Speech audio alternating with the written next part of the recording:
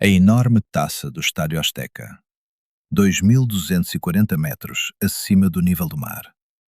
Nas arquibancadas, 100.000 espectadores rugem. O ar está escaldante. E os pulmões do goleiro literalmente ardem por falta de oxigênio a cada inspiração pesada. Ele vê o chute. Seu corpo calcula instintivamente a trajetória do voo. A memória muscular reserva exatamente uma fração de segundo para o salto. Mas a bola voa segundo outra física, muito mais rápido. Ela não freia perto da trave, como acontece ao nível do mar. As mãos do goleiro se atrasam nesse ínfimo, mas decisivo intervalo. E a bola entra assobiando na rede.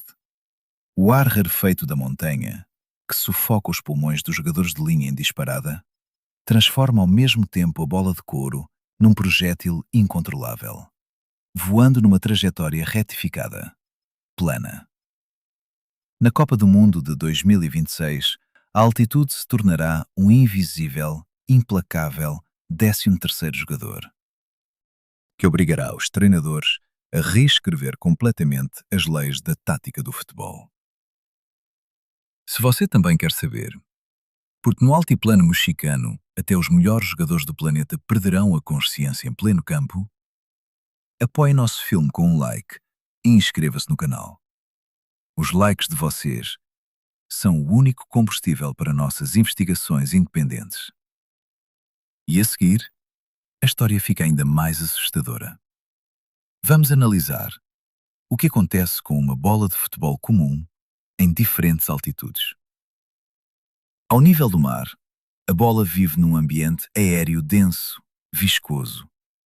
Cada molécula de nitrogênio e oxigênio, cada partícula de poeira se agarra às suas costuras de couro, a freia, a faz girar e reduz sua velocidade. Os físicos chamam isso de resistência aerodinâmica. É exatamente ela que determina o tempo de voo habitual, o arco de parábola costumeiro, ao qual o corpo do goleiro se acostuma com anos de treino. Os treinadores literalmente martelam esses parâmetros no subconsciente dos jogadores. Eles sabem, em nível de reflexo, com que força precisam chutar, para a bola cair exatamente na cabeça do atacante dentro da área. Mas a 2.000 metros de altitude, a densidade do ar cai quase 1/4. O número de moléculas de gás ao redor da bola se torna criticamente baixo. O freio aerodinâmico natural desaparece. O mesmo chute, com a mesma força, manda a bola 5 ou até 10 metros além do ponto calculado. A parábola de voo habitual se retifica, transformando-se numa linha plana, veloz. Os goleiros começam a entrar em pânico. O cérebro do arqueiro espera que a bola, no fim de sua trajetória, faça o mergulho habitual para baixo, sob a ação da gravidade e da resistência do ar. Mas esse mergulho não acontece. A bola voa em linha reta, como um disco de hóquei no gelo, escorregadio, enganando a visão em frações de segundo. Sem a esfera de aço do amortecedor, sem a resistência natural do ar, segurar esse projétil nas mãos se torna quase impossível. Mas enquanto a física engana os olhos dos goleiros, a biologia começa a matar lentamente os corpos dos jogadores de linha. A mais de 2.000 metros de altitude, cada inspiração humana contém 1/3 a menos de moléculas de oxigênio. Para uma pessoa comum, isso se manifesta como uma leve falta de ar ao subir escadas. Mas para um atleta profissional, executando arrancadas explosivas no limite de suas capacidades, isso se torna uma catástrofe. Já aos 15 minutos de partida, o coração começa a disparar freneticamente, atingindo até 180 batimentos por minuto. Aos 30 minutos, o ácido lático se acumula no sangue, os músculos enrijecem e manchas escuras surgem na visão por causa da hipóxia. Aos 60 minutos, os jogadores literalmente sufocam. Seus pulmões se contraem em espasmos, tentando capturar ao menos uma gota do oxigênio escasso. O organismo começa a se rebelar. Os rins e o fígado são os primeiros a registrar a falta de oxigênio no sangue. Eles começam a produzir emergencialmente eritropoetina, um hormônio especial que desencadeia a produção de novos eritrócitos na medula óssea. Mas esse processo de adaptação é incrivelmente lento. Ele precisa de semanas. E os músculos precisam de oxigênio agora, em campo, durante a partida. Os músculos literalmente queimam por dentro pelo excesso de ácido lático. As pernas pesam como chumbo e as têmporas explodem com uma dor de cabeça latejante.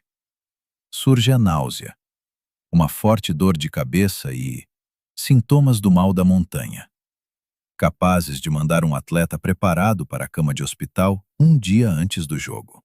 A história da Copa do Mundo de 1970, disputada nesses mesmos campos do México, está cheia desses testemunhos assustadores. Os futebolistas europeus, acostumados com o ar úmido, denso de seus países, perdiam a consciência direto no banco de reservas. E os treinadores faziam substituições freneticamente, compreendendo que suas maiores estrelas haviam se transformado em sombras indefesas. A seleção brasileira, liderada pelo grande Pelé, foi uma das poucas equipes que entenderam essa lei da natureza com antecedência. Eles alugaram um centro de treinamento fechado no alto das montanhas 3 meses antes do início do torneio. Treinaram até a exaustão, enquanto sua medula óssea reestruturava a composição do sangue, tornando-o mais espesso e saturado de eritrócitos. Enquanto os europeus confiavam em sua forma física, os brasileiros reestruturavam seus corpos em nível molecular. Foi exatamente essa preparação, e não apenas o gênio de Pelé, que os tornou os campeões daquele ano. Nas partidas, os jogadores europeus caíam no gramado de cansaço. Seus rostos ficavam azulados pela falta de ar. E os brasileiros continuavam correndo com leveza, controlando o ritmo do jogo. E aqui nasce a principal desigualdade profunda do futebol moderno. As federações ricas alugam centros de treinamento fechados nos Alpes. Compram câmaras hiperbáricas portáteis que custam centenas de milhares de dólares, para que os jogadores possam dormir sob pressão de altitude, sem sair de seus países. Elas usam a ciência de ponta para enganar a natureza.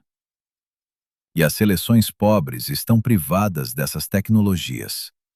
Seus jogadores são obrigados a entrar em campo despreparados.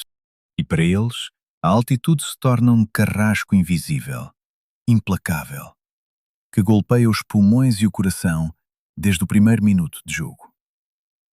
Às vésperas da Copa do Mundo de 2026, os cientistas foram ainda mais longe. Os engenheiros da empresa, que cria a bola oficial do torneio, passaram meses testando-a em túneis de vento e câmaras hiperbáricas. Eles lançavam fluxos de fumaça branca ao redor do projétil em voo, estudando o comportamento dos vórtices de ar. Descobriu-se que a uma altitude de 2.000 metros, a camada turbulenta ao redor da bola se torna mais fina e o comportamento do projétil em voo se torna absolutamente imprevisível. A mesma bola voa de maneira completamente diferente na baixa altitude de Nova York e no estádio de alta altitude na cidade do México. Os goleiros são forçados a treinar com canhões especiais que disparam bolas com velocidade aumentada, tentando acostumar seu sistema nervoso a um novo tempo de reação mais rápido. Um jovem goleiro da América do Sul contou aos jornalistas que nas primeiras semanas na altitude ele sentiu um verdadeiro terror infantil. Parecia-lhe que seu corpo havia traído sua própria experiência, acumulada ao longo de 15 anos jogando no golo.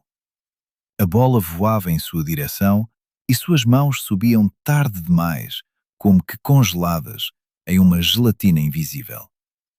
Ele teve que reensinar seu cérebro a confiar na nova velocidade de voo, passando por centenas de golos sofridos nos treinos.